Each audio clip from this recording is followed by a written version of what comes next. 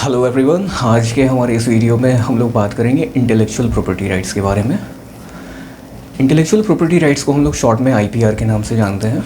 इस चीज़ को समझने के लिए, यानी इंटेलेक्चुअल प्रॉपर्टी राइट्स को प्रॉपरली समझने के लिए ज़रूरी है कि आप एम्प्लॉयमेंट के टाइप्स को जानें, साथ ही साथ इंटेलेक्चुअल प्रॉपर्टी किसे कहते हैं उसे जानें कि मतलब इंटेलेक्चुअल प्रॉपर्टीज़ एक्चुअली हैं क्या। और इसके बाद आप ये जानें कि कब आप क्लेम कर पाएंगे अपने खुद के क्रिएशन पे, कब आप अपना राइट क्लेम कर पाएंगे।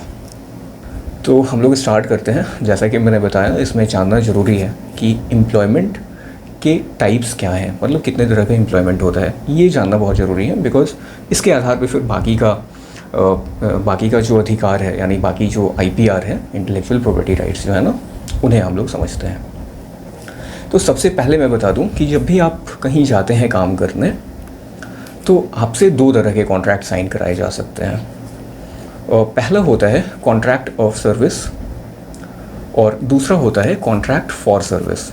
जो कॉन्ट्रैक्ट ऑफ सर्विस होता है वो आपके और जो दूसरा आदमी है या दूसरी कंपनी है, आपके और उस कंपनी के बीच में एम्प्लॉई एंड एम्प्लॉयर का रिलेशनशिप क्रिएट करता है। और इस रिलेशनशिप पे जो भारतीय एम्प्लॉयमेंट लॉज हैं वो एप्लीकेबल होते हैं। दूसरा जो कॉन्ट्रैक्ट है, यानी कॉन्ट्रैक्ट फॉर सर्विस जो है, उस पे ये एम्प्लॉयमेंट लॉज एप्लीकेबल नहीं होते। वो मेनली जो कॉन्ट्रैक्ट एंटर किया गया है, मतलब जो टर्म्स एंड कंडीशंस हैं उस कॉन्ट्रैक्ट के, जो कि आपके और आपके एम्प्लॉयर के बीच में साइन किया गया है, उसके आधार पे गवर्न होता है। और दूसरे वाले कॉन्ट्रैक्ट को, यानी कॉन्ट्रैक्ट फॉर सर्विस को, हम लोग इंडिपेंडेंट कॉन्ट्रैक्टर के नाम से जानते हैं। फॉर एग्जांपल, अगर सपोज़ आपको किसी ने अप्रोच किया, सपोज़ मैंने अप्रोच किया कि आप मेरे लिए एक वेबसाइट डेवलप कीजिए, तो यहाँ पे मैं क्लियर कर देना चाहूँगा कि जब कोई मतलब एक ख़ास पर्पस के लिए, एक किसी पर्टिकुलर काम के लिए आपको अप्रोच करता है, तो इन जनरल वहाँ पे कॉन्ट्रैक्ट फॉर सर्विस एंटर किया जाता है, यानी कॉन्ट्रैक्ट फॉर सर्विस हम लोग साइन करते हैं। और हम लोग मतलब अगर आप साइन कर रहे हैं, आप काम करने जा रहे हो, तो आप इंडिपेंडेंट कॉन्ट्रैक्टर कहे जाते हैं।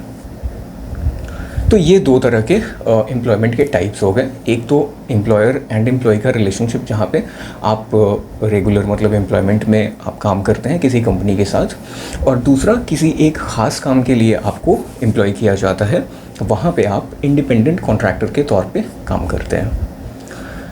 इसके बाद हम लोग समझते हैं इंटेलेक्चुअल प्रॉपर्टीज़ क्या है, उनके बारे में। आप जब भी अपने नॉलेज, अपने स्किल, अपने एक्सपीरियंस और साथ ही साथ अपने इंटेलेक्ट के यूज़ से जब भी किसी नई चीज़ को बनाएं, किसी नए प्रोडक्ट को बनाएं, सपोज़ कोई नया आपने डिवाइस तैयार किया, कोई नया प्रोसेस आपने डेवलप किया, या फिर आपने कोई आर्टिकल लिखा, कोई स्टोरी आपने लिखा, कोई पोएम लिखा, ये सारी चीज़ें चूँकि आपके इंटेलेक्ट का रिज़ल्ट हैं, आपके इंटेलेक्ट का प्रोडक्ट है, तो हम लोग इन्हें इंटेलेक्चुअल प्रॉपर्टी के नाम से जानते हैं। अब जो भारतीय लॉज हैं, मतलब आईपीआर लॉज जो हैं, वो करते क्या हैं कि आपको अधिकार देते हैं, राइट्स देते हैं। या तो आप इन्वेंटर हैं, नहीं तो आप ऑथर हैं। इन्वेंटर आप होते हैं जब आप किसी नई चीज़ या नए प्रोडक्ट को बनाते हैं या नए प्रोसेसेस को डेवलप करते हैं। और ऑथर आप तब होते हैं जब आप कोई लिटरेरी या फिर आर्टिस्टिक या ड्रामेटिक वर्क आप डेवलप करें, या फिर म्यूज़िकल वर्क डेवलप करें। सपोज़ आपने कोई म्यूज़िक कंपोज़ किया, तो आप ऑथर कहे जाएंगे। अगर आपका ओरिजिनल वो क्रिएशन है, तो आप ओरिजिनल ऑथर हैं। या फिर आपने अगर कोई नया प्रोडक्ट बनाया, कोई नया डिवाइस आपने डेवलप किया, तो आप इन्वेंटर कहे जाएंगे। तो इन्वेंटर्स को या फिर ऑथर्स को जो हमारे आईपीआर लॉज हैं कुछ अधिकार देते हैं, और इन अधिकारों को, यानी इन राइट्स को दिए जाने के पीछे दो मतलब अप्रोचेस हैं। एक अप्रोच है, उसे हम लोग इकोनॉमिक अप्रोच के नाम से जानते हैं, और ये मेनली हम लोगों को देखने को मिलता है जो कॉमन लॉ कंट्रीज़ हैं, जैसे इंडिया है, यूनाइटेड किंगडम है। तो इन सारी कंट्रीज़ में हमें इकोनॉमिक अप्रोच मेनली देखने को मिलता है। और जो सिविल लॉ कंट्रीज़ हैं, तो वहाँ पे हमें मोरल राइट्स अप्रोच देखने को मिलता है। हालांकि अभी ऐसा देखा गया ना कि इंडिया में भी मोरल राइट्स जो हैं उनका रिकॉग्निशन है, तो उन्हें भी कंसीडर किया जाता है। यूनाइटेड किंगडम में भी इनफैक्ट मोरल राइट्स जो हैं उन्हें कंसीडर किया जाता है। तो अभी ये दोनों के दोनों अप्रोचेस जो है ना, इन राइट्स के पीछे रहते हैं, मतलब इन राइट्स के ग्रांट करने के पीछे जो अप्रोचेस हैं ये दो हैं। मोरल राइट का अप्रोच है और दूसरा अप्रोच है इकोनॉमिक राइट्स का, इकोनॉमिक बेनिफिट्स अगर मैं कहूँ तो इकोनॉमिक राइट्स कहने का मतलब क्या होता है? इसका मतलब होता है कि आपने जो क्रिएशन किया, आपने जो चीज़ डेवलप किया, आपने जो चीज़ बनाया अपने intellect, knowledge, skill, experience in सब के बेसिस पे, तो इसका मतलब कि हमें रिकॉग्नाइज़ किया करना चाहिए कि आपने इसे बनाया, और ये रिकॉग्निशन हम लोग करेंगे क्या कि इसके बदले आपको इसे मोनेटाइज करने का अधिकार देंगे। ठीक है, हम लोग एक लेजिस्लेशन बना देंगे और हम लोग आपको ये अधिकार देंगे कि आप अपने क्रिएशन को मोनेटाइज कर सकें, आप उससे इकोनॉमिक रिवॉर्ड्स क्लेम कर सकें। तो ये हुआ इकोनॉमिक अप्रोच। दूसरा है मोरल राइट्स अप्रोच। वो कहता है कि अगर आपने कुछ भी बनाया है तो आपको अधिकार है कि आपको एक्नॉलेज किया जाए, मतलब आप वो जो क्रिएशन है उसके साथ आपको भी देखा जाए, और साथ ही साथ आपके पास ये अधिकार भी हो कि आप अपने, आपका जो वर्क है, आपका जो क्रिएशन है, आपका जो इनोवेशन, इन्वेंशन है, और आप उसके यूज़ को रोक सकें, या फिर आप उसके यूज़ को इस तरह से रोक सकें कि वो आपका जो नाम है या पब्लिक में जो इमेज है उसे मतलब उसके कॉन्ट्ररी ना हो, उसके अगेंस्ट ना हो। तो ये मोरल राइट अप्रोच कहता है। तो इन दोनों के ही आधार पे हमें जो हमारे मतलब इंटेलेक्ट IPR लॉज हैं, इन्होंने राइट्स ग्रांट किए हैं। तो ये इंटेलेक्चुअल प्रॉपर्टी होपफुली समझ गए और IPR भी समझ गए कि IPR क्या है। ये राइट्स हैं जो कि लॉ ग्रांट करता है आपको, लेजिस्लेशन ग्रांट करता है आपको, और उन राइट्स को आप इन्फोर्स कर सकते हैं, यानी आप कोर्ट जा सकते हैं अगर उन राइट्स का मिसयूज़ हो तो। और ये राइट्स जो हैं ठीक रियल प्रॉपर्टी की राइट्स की तरह काम करते हैं। जैसे आप अपने घर में किसी दूसरे आदमी को नहीं आने देना चाहेंगे बिना परमिशन के, ठीक उसी तरह से आप अपनी इंटेलेक्चुअल प्रॉपर्टी जो है आप उसे, उसका मिसयूज़ होते हुए नहीं देखना चाहेंगे, तो लॉ ऐसा कहता है कि आप फ्रीली ऐसा कर सकते हैं। फॉर एग्ज़ाम्पल, अगर सपोज़ आपने एक आर्टिकल लिखा तो आप उसके अनऑथराइज्ड कॉपी करना जो है वो उसे आप रोक सकते हैं। आप पब्लिशिंग जो है उसका रोक सकते हैं। आप कोई दूसरा आदमी अगर यूज़ कर रहा है यानी बिना ऑथराइजेशन के, तो आप कोर्ट जा सकते हैं और अपने राइट को इन्फोर्स कर सकते हैं। आप असाइन कर सकते हैं अपने राइट्स को, हिमेंट लेके आप कह सकते हैं किसी दूसरे आदमी को कॉन्ट्रैक्ट एक साइन करेंगे IPR असाइनमेंट का, और आप उसे कह सकते हैं कि आप इस वर्क को, आप इस मतलब जो मेरा क्रिएशन है, जो मेरा वर्क है, आप इसे पब्लिश कीजिए। या फिर अगर मैं पेटेंट की बात करूँ, आपने कोई नया सपोज डिवाइस डिज़ाइन किया, आपने कोई नया प्रोसेस डेवलप किया, तो आप अगेन किसी कंपनी के पास अप्रोच कर सकते हैं एंड उनसे बोल सकते हैं कि वो उस पर काम करें और उस प्रोडक्ट को मार्केट में ले आएँ, और इसके बदले में वो आपको करेंगे क्या, पेमेंट करेंगे। तो होपफुली आप समझ गए कि जो IPR है वो काम कैसे करता है, और IPR राइट्स जो है वो कैसे सिक्योर करती हैं आपके मतलब इकोनॉमिक रिवॉर्ड जो है वो डिराइव करने के अधिकार को कैसे सिक्योर करती हैं। इसके बाद हम लोग बात करते हैं कि आखिर इम्पोर्टेंस मतलब क्या है, क्यों ये अधिकार दिया जाता है। बहुत सारे रिसर्च पेपर्स हैं अवेलेबल, अगर आप ऑनलाइन देखें तो, और उनका कंक्लूजन ये है, मैं कंक्लूजन केवल बता देना चाहता हूँ यहाँ पे। उनका कंक्लूजन ये है कि अगर हम लोग जो ये राइट्स हैं अगर नहीं ग्रांट करेंगे, तो ऐसे में होगा क्या कि कंट्री में जो इनोवेशन है उसका लेवल काफ़ी कम होगा। ऐसे भी अगर इंडिया में हम लोग देखें, बाकी कंट्रीज़ से अगर हम लोग कंपेयर करें, जो वेस्टर्न कंट्रीज़ हैं उनसे अगर हम लोग कंपेयर करें, तो यहाँ पे इन्वेंशन जो पेटेंट्स फाइल होते हैं उनका नंबर बहुत कम है कंपेयर टू जैसा हमारा पॉपुलेशन है। बाकी कंट्रीज़ के कंपेरिजन में हमारे यहाँ पेटेंट्स बहुत कम फाइल होते हैं। तो इस तरह से जो IPR है वो इंडिकेट करता है कि किसी कंट्री में कितने ज़्यादा इन्वेंशंस हो रहे हैं या इनोवेशन को कितना प्रमोट किया जा रहा है। अभी आपने रिसेंटली एक न्यूज़ भी देखा होगा कि इंडिया का रैंकिंग जो है ना इनोवेशन में काफ़ी इम्प्रूव हुआ है। शायद ये 100 या 120 था, मेरे को एग्जैक्ट नंबर पता नहीं है, बट ये अभी अपग्रेड हो गए, शायद 65 या 60 के अराउंड है। मतलब कि पेटेंट्स एंड IPR की मदद से हम लोग जान सकते हैं कि कोई भी कंट्री में कितना इनोवेशन हो रहा है। तो IPR का एक उपयोग ये भी है। एक बेनिफिट है अगर मैं कहूँ तो। आईपीआर जो है साथ ही साथ हेल्प करते हैं इकोनॉमिक ग्रोथ में भी। बिकॉज सपोज़ किसी कंपनी के पास एक वैल्यूएबल पेटेंट है, वैल्यूएबल पेटेंट अगर मैं कहूँ तो ऐसा पेटेंट जिसके बेसिस पे केवल एक पेटेंट जो है वो कंपनी के सक्सेस को ये कर सकता है, मतलब इम्प्रूव कर सकता है, इंश्योर कर सकता है कि कंपनी जो है आगे चल के सक्सेसफुल होगी। बिकॉज उसका पेटेंट जो है मार्केट में डिमांड है उस प्रोडक्ट का, वो प्रोडक्ट जो है कॉस्ट एफिशिएंट है, साथ ही साथ वो मतलब आसान है यूज़ करने में। तो इन सारे फैक्टर्स के बेसिस पे अगर पब्लिक में डिमांड है और एक ख़ास कंपनी के पास उसका पेटेंट है, इसका मतलब उस कंपनी के पास मोनोपोली है मार्केट में उस प्रोडक्ट को लेके, उस प्रोडक्ट को वो कंपनी बनाएगी। तो आप समझ सकते हैं कि आईपीआर कितना इंपॉर्टेंट हो सकता है किसी कंपनी के लिए भी। इसी तरह से किसी इंडिविजुअल के लिए भी इम्पॉर्टेंट हो सकता है। अगर सपोज़ आपने कोई नया डिवाइस डिज़ाइन किया, कोई नया प्रोसेस डिज़ाइन किया और आपके पास उसका पेटेंट है, तो इसका मतलब ये हुआ कि आपके पास उस प्रोडक्ट को बनाने के लिए, उस प्रोडक्ट के प्रोडक्शन के लिए, मार्केट में ले आने के लिए आपकी मोनोपोली है। कोई दूसरा नहीं उस प्रोडक्ट को बना सकता, उसे कॉपी नहीं कर सकता। तो होपफुली यहाँ तक समझ गए आप लोग। इसके बाद हम लोग आगे बढ़ते हैं। मैं इस वीडियो में केवल कॉपीराइट एंड पेटेंट पे फोकस करने वाला हूँ। बाकी जो ट्रेडमार्क्स हैं या फिर ये डिज़ाइन राइट्स हैं तो उन पे अभी मैं डिस्कस नहीं करूँगा, अदरवाइज वीडियो काफ़ी लंबा हो जाएगा।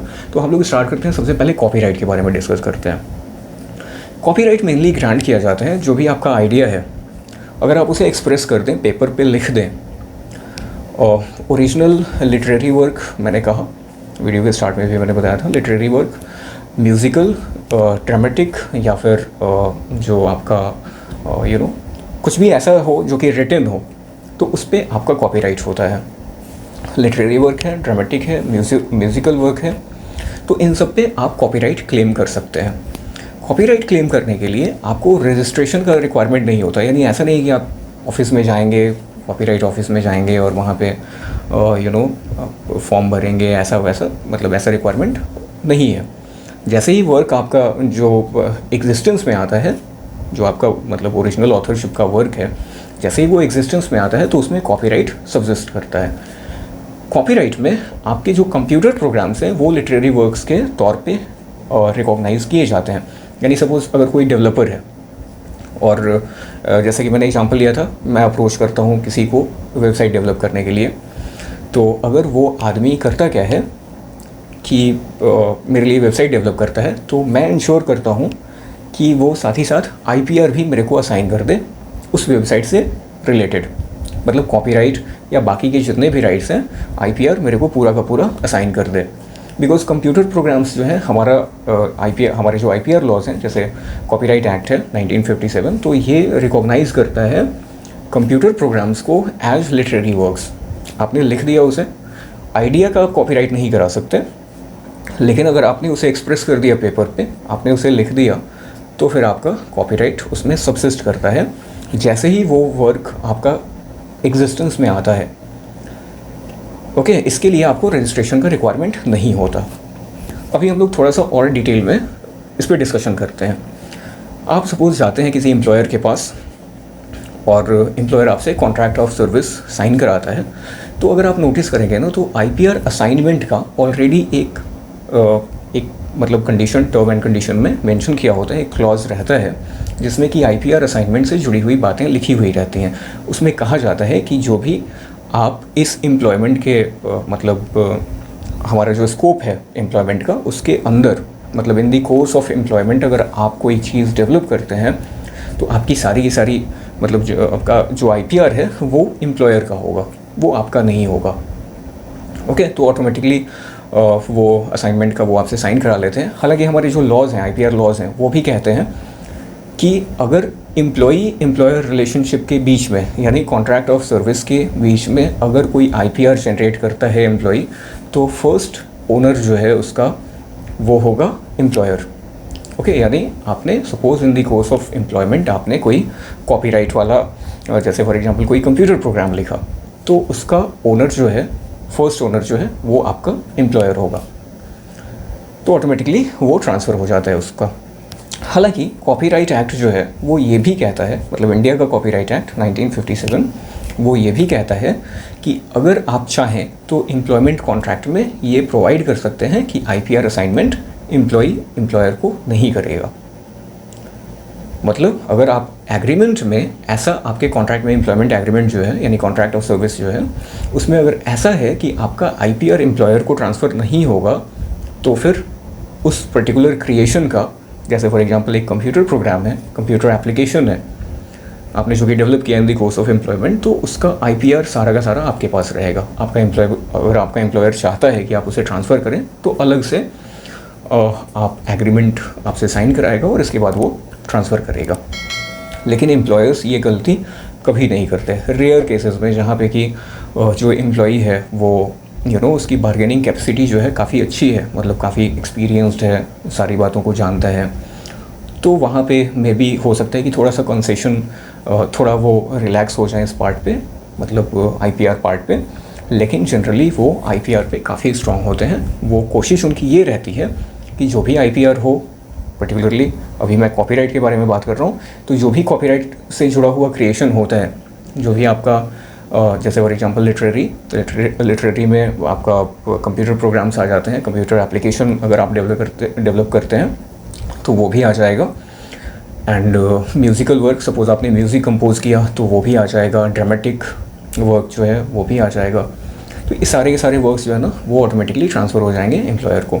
लेकिन अगर अपोजिट कॉन्ट्रैक्ट जो है कहता है कि ट्रांसफ़र नहीं होगा, तो फिर उसका राइट आपके पास होगा और उसके लिए आपको फिर रजिस्ट्रेशन कराने, कहीं कॉपीराइट का रजिस्ट्रेशन कराने उस स्पेसिफिक वर्क के रिलेशन में नहीं जाना पड़ेगा। जैसे ही वर्क आपका एग्जिस्टेंस में आता है, जैसे अगर आप एक कंप्यूटर एप्लीकेशन डेवलप कर रहे हैं, तो जैसे ही वो डेवलप हुआ तो उसका कॉपीराइट, अगर वो आधा भी डेवलप हुआ, मतलब अपने आधे फेज़ में भी है, तो भी आपके पास उसका कॉपीराइट ऑटोमेटिकली आ जाता है। इसके बाद एक इम्पॉर्टेंट क्वेश्चन है कि क्या हो अगर आप जो आपका एम्प्लॉयमेंट का स्कोप है उसके बाहर जाके काम करते हैं। सपोज़ आपको किसी कंपनी ने एम्प्लॉय किया है और आप एक सपोज़ अगेन सॉफ्टवेयर डेवलपर हैं आप वहाँ पे उस कंपनी में, आप घर पे आते हैं और घर पे एक बुक लिखते हैं। चूँकि कंप्यूटर प्रोग्राम्स भी कॉपीराइट द्वारा गवर्न किए जाते हैं, तो यहाँ पे अगेन बुक मतलब अगर आप लिखते हैं ना, तो वो भी कॉपीराइट द्वारा गवर्न किया जाता है। तो आप करते क्या हैं कि आप घर पे आते हैं और अपने खाली बचे समय में आप एक बुक लिखते हैं। तो ऐसे में क्वेश्चन होगा कि क्या उस बुक पे अगेन एम्प्लॉयर का अधिकार होगा कि नहीं, बिकॉज आप रेगुलर एम्प्लॉयमेंट में हैं, आपने कॉन्ट्रैक्ट ऑफ सर्विस साइन किया था। तो ऐसे सिचुएशन में जनरली एम्प्लॉयर का कोई आईपीआर क्लेम नहीं बनेगा आपके उस बुक पे, बिकॉज वो आपके एम्प्लॉयमेंट के स्कोप के बाहर आपने जाके काम किया है, इंडिपेंडेंट तौर पे आपने घर पे बैठ के काम किया है, अपने रिसोर्सेज को यूज़ किया है। तो ऐसे में आपका जो ये है यानी आईपीआर जो है वो आपका सुरक्षित रहता है, एम्प्लॉयर उस पर क्लेम नहीं कर सकता। लेकिन सपोज़ अगर आपको जानकारी नहीं होती आईपीआर के बारे में, तो एम्प्लॉयर हो सकता है कि आपसे कहता कि चूँकि आपने लिखा है तो मेरा मतलब इसका आईपीआर भी मतलब मेरे पास रहना चाहिए। तो इसलिए आईपीआर के बारे में जानना मैंने कहा था कि इम्पॉर्टेंट है। अगर सपोज़ अगेन आप डेवलपर हैं, एक आप कंप्यूटर एप्लीकेशन अपने तैयार करते हैं ऑफिस में, मतलब जहाँ पे आप काम करने चाहते हैं वहाँ पे तैयार करते हैं, और एक आप घर पे काम कर रहे हैं इंडिपेंडेंटली, कम्प्लीटली अलग है, वो अलग चीज़ है। जो भी असाइनमेंट आपको दिया जा रहा है एम्प्लॉयर द्वारा काम करने के लिए, उससे कम्प्लीटली अलग चीज़ आप घर पे डेवलप करते हैं, आप अपने रिसोर्सेज को यूज़ करते हैं। सपोज़ आपका एक वर्क स्टेशन आपने बनाया हुआ है घर पे, एंड घर पे बैठ के आप काम करते हैं, तो उस पर भी जो कॉपीराइट होगा वो एम्प्लॉयर के पास नहीं जाएगा। तब भी जब एम्प्लॉयमेंट का जो एग्रीमेंट है यानी कॉन्ट्रैक्ट ऑफ सर्विस है, वो कहता है कि आईपीआर का असाइनमेंट होगा एम्प्लॉयर को, तो ऐसे कंडीशन में भी अगर अपने एम्प्लॉयमेंट के स्कोप के बाहर जाके अनरिलेटेड काम जिसका असाइनमेंट आपको एम्प्लॉयर द्वारा नहीं किया गया है, तो इन सारे जो ये सारे वर्क्स हैं इनका भी मतलब आईपीआर जो है ना, इनका आईपीआर जो है ना वो हमेशा एम्प्लॉय के पास रहता है। ओके, तो होपफुली आप कॉपीराइट वाला पार्ट समझ गए। अभी हम लोग बात करेंगे पेटेंट के बारे में। जनरली पेटेंट हम लोग क्लेम करते हैं जो नए प्रोडक्ट्स हैं या फिर नए प्रोसेसेस हैं उनके अगेंस्ट, यानी जैसा कि कॉपीराइट में मैंने बताया कि आप लिटरेरी या फिर जो ड्रामेटिकल या ड्रामेटिक या फिर जो म्यूज़िकल वर्क्स हैं तो उनके अगेंस्ट आप कॉपीराइट क्लेम कर सकते हैं। बट पेटेंट ऐसा नहीं होता। पेटेंट एक्ट जो है, पेटेंट्स एक्ट 1970, वो क्लियरली मेंशन करता है कि आप कंप्यूटर प्रोग्राम्स जो है उनके लिए पेटेंट क्लेम नहीं कर सकते। हालांकि कुछ एक्सेप्शंस भी हैं, उनके बारे में भी मैं बात करूँगा अभी। पेटेंट हम लोग क्लेम करते हैं जब भी आप कोई नया प्रोडक्ट बनाएं। सपोज़ आपने एक डिवाइस तैयार किया, एक डिज़ाइन तैयार किया या एक ऐसा सिस्टम डेवलप किया जो कि ट्रैफिक को बेटर तरीके से कंट्रोल कर सकता है, तो आप पेटेंट क्लेम कर सकते हैं। लेकिन सर्टेन कंडीशंस हैं। जैसे पहला कि वो आपका इन्वेंटिव स्टेप्स रिफ्लेक्ट होने चाहिए उस जो प्रोडक्ट को जो आपने बनाया है या जो प्रोसेस आपने डिज़ाइन किया है, इन्वेंटिव स्टेप्स दिखाई देने चाहिए। दूसरा, नोवेल्टी होनी चाहिए, नया होना चाहिए, यूनिक होना चाहिए, पहले से एग्जिस्टेंस में नहीं होना चाहिए, और साथ ही साथ इंडस्ट्रियल एप्लीकेशन होना चाहिए। अगर ये सारी चीज़ें नहीं हैं तो फिर आप पेटेंट क्लेम नहीं कर पाएंगे।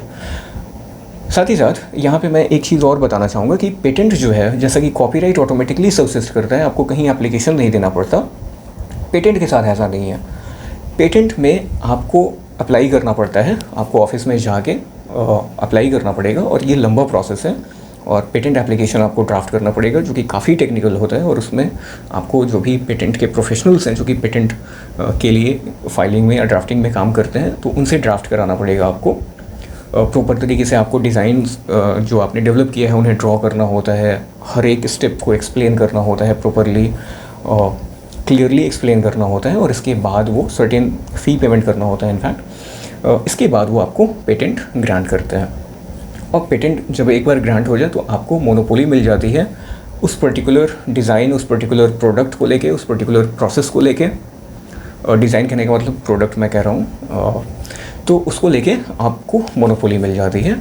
उसका प्रोडक्शन आप कंट्रोल कर पाएंगे। आप चाहें तो किसी कंपनी को अप्रोच कर सकते हैं कि मेरे पास इस पर्टिकुलर प्रोडक्ट का, इस पर्टिकुलर प्रोसेस का पेटेंट है, आप चाहें तो प्रोडक्शन कीजिए और बदले में मेरे को इतना पेमेंट आप कीजिए।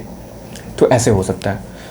सपोज़ अगर आप in the course of employment आप इस तरह का कोई चीज़ डेवलप करते हैं, कई बार ऐसा होता है कि आप सपोज़ अगेन डेवलपर हैं एक, तो आपने एक कंप्यूटर प्रोग्राम डेवलप किया, लेकिन आप उसे कम्प्लीटली कंप्यूटर प्रोग्राम नहीं कहेंगे। आप अलग अलग, आप उसे जब देखते हैं ना तो वो एक डिवाइस की तरह काम करता है, अलग अलग कंपोनेंट्स हैं उसमें, कंप्यूटर प्रोग्राम जो है उसका एक हिस्सा है, एक पार्ट है।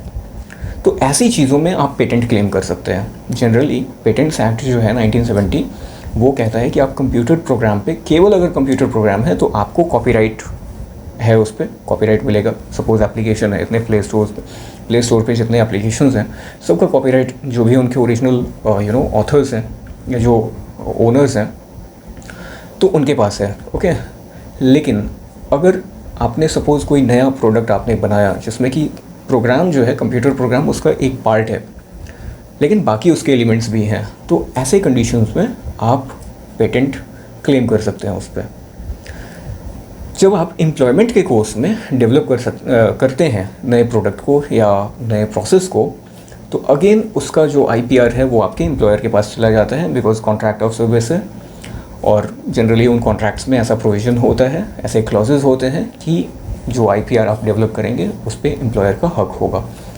अगेन अगर एम्प्लॉयमेंट कॉन्ट्रैक्ट कहता है कि ऐसा नहीं होगा, यानी जो डेवलपर है उसके पास IPR रहेगा, जो कि नहीं होता जनरली, तो ऐसे केसेस में आप अगेन पेटेंट क्लेम कर पाएंगे, इवन अगर आपने कॉन्ट्रैक्ट ऑफ सर्विस एंटर किया है। तो कॉन्ट्रैक्ट फॉर सर्विस अगर है आपका, तो उसमें जनरली सपोज़ जैसा कि मैंने एग्जांपल लिया था, अगेन मैं किसी वेबसाइट डेवलपर के पास जाता हूँ और उससे मैं कहता हूँ डेवलप करने के लिए किसी एक पर्टिकुलर एप्लीकेशन को, तो मैं इंश्योर करता हूँ कि जो कॉन्ट्रैक्ट है उसमें IPR असाइनमेंट का जो मतलब प्रोविज़न है वो इंक्लूड किया जाए। यानी मेरी कोशिश रहेगी कि जितना IPR है, जितने उसके राइट्स हैं, वो प्रोडक्ट के साथ, मतलब उसका जो फाइनल जो डिलीवरेबल है उसके साथ मेरे को IPRs भी मिल जाए। तो ये कॉन्ट्रैक्ट फॉर सर्विस में होता है। अगेन अगर आप अपने आउटसाइड, मतलब जो एम्प्लॉयमेंट, अगर कोई काम करते हैं, सपोज़ आप घर पे आते हैं ये पॉइंट जानना बहुत इंपॉर्टेंट है, बिकॉज कई बार ऐसा होता है कि एम्प्लॉयज़ जो है ना, उन्हें पता नहीं होता, वो घर पे आके जनरली काम नहीं करते, लेकिन अगर उन्हें पता हो, अगर वो काम करें, घर पे काम करें आके, कुछ यूनिक, कुछ नई चीज़ें डेवलप करने में अपना जो बाकी उनका बचा हुआ समय है, अगर उसे लगाते हैं, अपने रिसोर्सेज को यूज़ करते हैं, ऐसा नहीं कि आप एम्प्लॉयर के रिसोर्सेज को यूज़ कर रहे हैं, उसके आइडियाज़ को यूज़ कर रहे हैं, जो आपको असाइनमेंट मिला हुआ है उसी असाइनमेंट पे घर पे काम कर रहे हैं, और उससे आपने अगर कोई नया चीज़ डेवलप किया तो उस पर आपके अगेन एम्प्लॉयर का अधिकार होगा, बिकॉज आपने एम्प्लॉयर के रिसोर्सेज को यूज़ किया, आपने एम्प्लॉयमेंट के स्कोप के अंदर उसे काम किया, बिकॉज आपको जो असाइनमेंट मिला था आपने आइडिया वहाँ से पिक किया और इसके बाद आपने ये किया, मतलब उस पर नया चीज़ डेवलप किया, नया प्रोडक्ट डेवलप किया, नया प्रोसेस डेवलप किया, तो उस पर अगेन आपके एम्प्लॉयर का क्लेम बनेगा आईपीआर का। लेकिन अगर आप आउटसाइड अपने एम्प्लॉयमेंट के स्कोप के बाहर जाके काम करते हैं, यूनिक चीज़ डेवलप करते हैं जो कि अनरिलेटेड है, आपका जो असाइनमेंट मिला हुआ है जो एम्प्लॉयर की तरफ से अनरिलेटेड है, आप अपने रिसोर्सेज को यूज़ करते हैं, तो उस पर अधिकार आपका होगा। आप उस पर्टिकुलर प्रोडक्ट या पर्टिकुलर प्रोसेस जो कि आपने डेवलप किया है, सब्जेक्ट टू कि वो फुलफ़िल करें जो रिक्वायरमेंट है जो पेटेंट्स एक्ट 1970 में दिया हुआ है, जैसे इन्वेंटिव स्टेप्स होने चाहिए, नॉन ऑब्वियस होना चाहिए, तो ये सारे रिक्वायरमेंट्स अगर वो प्रोडक्ट या वो सर्विस नहीं, प्रोसेस अगर पूरा करता है तो आप पेटेंट फाइल कर पाएंगे और उसका पेटेंट आपके पास रहेगा, इवन अगर आपने कॉन्ट्रैक्ट ऑफ सर्विस एंटर किया था। तो होपफुली आप समझ गए पेटेंट एंड कॉपीराइट के बारे में, एंड आगे से अगर आप कॉन्ट्रैक्ट एंटर करते हैं तो आप ध्यान रखेंगे इन चीज़ों का, और आप बेटर तरीके से अपने आपका जो आईपीआर है आप उसे प्रोटेक्ट कर पाएंगे। और मेरा एक्सपेक्टेशन है कि आपका जो एम्प्लॉयमेंट है, ठीक है, आप उसमें काम तो कीजिए ही, लेकिन आउटसाइड आपकी कोशिश रहनी चाहिए कि आप कुछ ऐसी चीज़ों को डेवलप करें जो कि नई हो, जो यूनिक हो, जिनमें नोवेल्टी हो, जो जिनमें इन्वेंटिव स्टेप्स लगे हुए हों, तो उन्हें अगर आप डेवलप करेंगे तो उनका वैल्यू जो है काफ़ी ज़्यादा हो सकता है। और जैसे कि मैंने बताया कि किसी भी कंपनी के किसी एक कंपनी के डेवलपमेंट में उनका काफ़ी इंपॉर्टेंट रोल हो सकता है। रिसर्च पेपर्स अवेलेबल हैं जिनमें कि दिखाया गया है कि अगर कंपनीज़ के पास वैल्यूएबल पेटेंट्स होते हैं तो उनका मार्केट जो है सिक्योर रहता है, और उनका मार्केट जो है ना, अगर नए पेटेंट्स उनके पास आते हैं तो वो ग्रो करता है। तो ये आपकी कंपनी के मार्केट की ग्रोथ में भी हेल्प करता है अगर आप एम्प्लॉयर हैं तो। साथ ही साथ अगर आप एम्प्लॉयर हैं तो आप आगे से अगर कॉन्ट्रैक्ट एंटर करेंगे तो आप ध्यान रखेंगे कि आपका एम्प्लॉई जो है वो सारा आईपीआर आपको प्रॉपर तरीके से ट्रांसफ़र करे। कॉन्ट्रैक्ट जो आप एंटर करते हैं उसमें ऐसा प्रोविज़न हो। तो थैंक यू, फिर हम लोग मिलते हैं दूसरे वीडियो में दूसरे नए टॉपिक के साथ।